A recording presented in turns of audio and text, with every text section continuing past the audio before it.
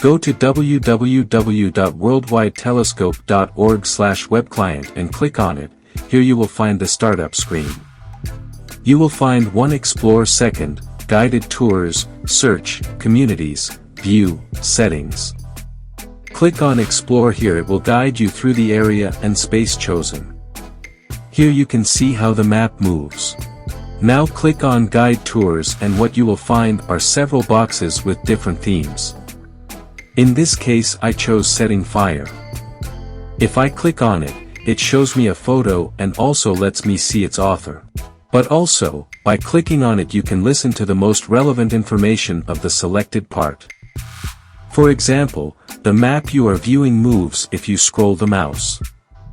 Now go to the search options, communities, there view the folders presented to you. Explore the one that interests you the most. Now go to the bottom of the page and click on Look At. You can slide several view options. You can choose Sky, and move the planet. Now click on Planet and it will give you a different visualization. Move it to your liking and explore each part.